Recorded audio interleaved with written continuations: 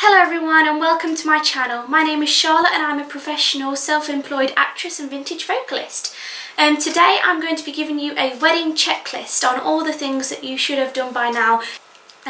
First thing I am going to tell you before I tell you anything on this checklist is if anyone ever says to you that you're rushing into things or it's a bit early to book that or to do that, pay no attention to them.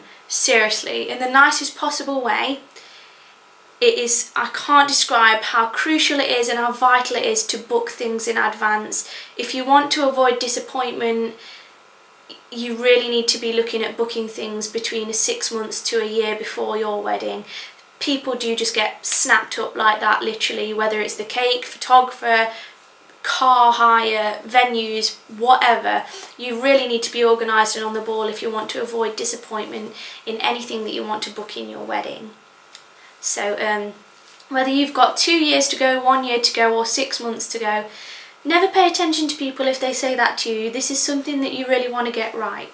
So I guess the first thing that I'm going to be talking to you today about is the dress, which, ladies, we all know is the most important part of your day.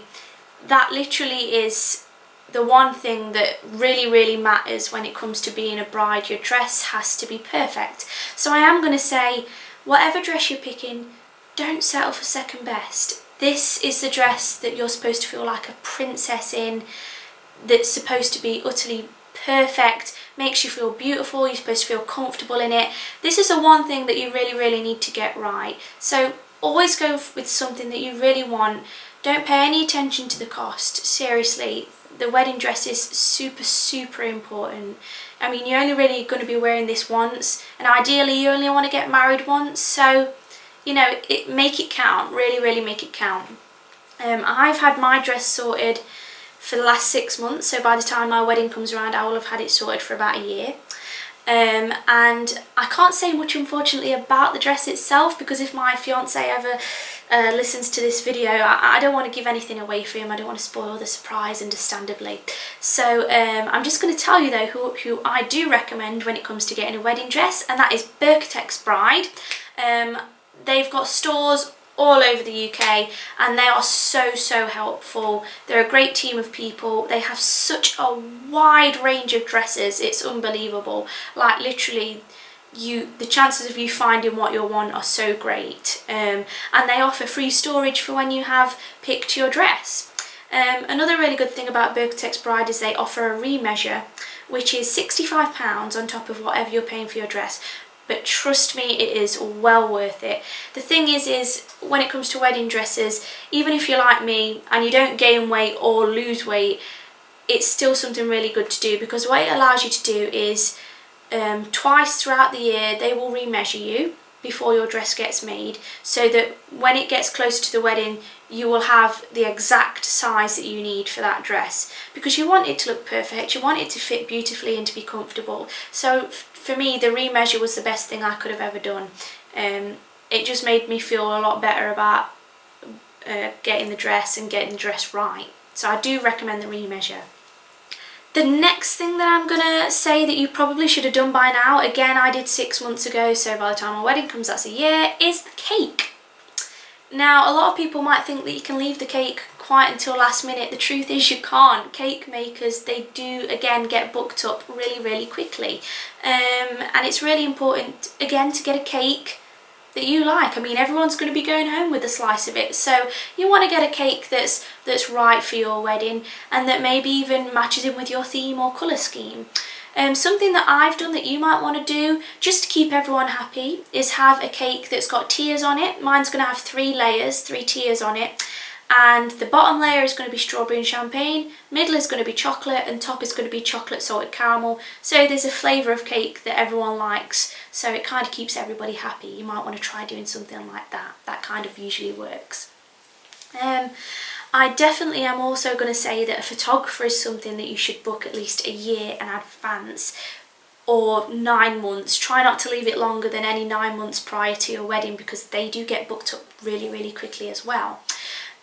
Always, I know this might sound really lame, but always check through their portfolio of photos, see what kind of pictures they make. go and have a chat with them, see what they can offer you, but always be very careful about photographers. A lot of photographers go over £1,000, which is quite extortionate. It's quite a lot of money for someone to take pictures. Of course you want them to be great quality, wonderful pictures of your day, but you can get highly qualified, amazing photographers for under £1,000. I mean, and always be very careful that they never put a cap on how many photos you're getting on your big day. I was interested in a photographer once. She was nearly £1,000, and she said that there was a cap on the amount of pictures I could have. I could only have 250 pictures. I'm sorry, but never settle for anything like that, seriously. This is your big day. The memories are going to have to be captured all day long, and you don't want to put a limit on how many pictures you're going to have at your wedding. So don't ever settle for anyone putting a cap on the amount of pictures you can have. Also, referring back to the dress, you'll want to get your bridesmaids sorted by now. I don't know if I'm too keen on Vocalist bridesmaid dresses, but I'm sure there's plenty of other places you can look, and if your bridesmaids are half as excited as mine are, then they'll be more than happy to help you pick some dresses.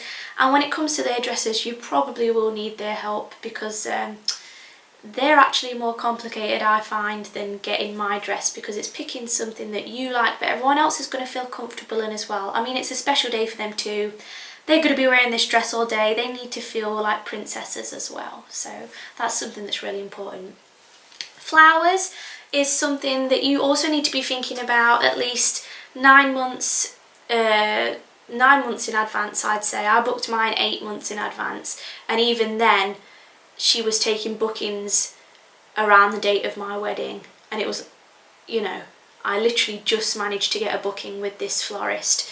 Even if you're having it done artificially, that's absolutely fine. You probably don't need to go too far in advance if you're doing it artificially, or if you're making the bouquets yourself. That's a fantastic idea, and some people make some gorgeous bespoke bouquets.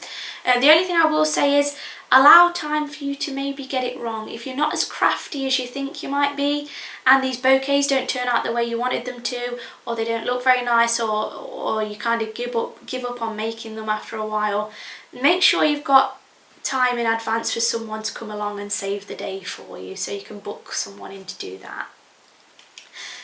Kind of an obvious one, but by now you really should have sorted out your venue and your reception. Those are the things that should come first straight away when you're planning your wedding, whether that's 2 years in advance, 1 year in advance. They should always come first, definitely, because it's the reception and the wedding venue that are gonna sort of tie in with everything else, so they're really, really important.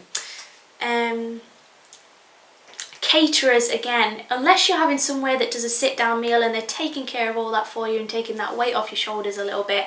If you're having a buffet, or if you're having a mobile carvery or anything like that, again, caterers definitely a year in advance, because they get booked up even more, or just as much as photographers.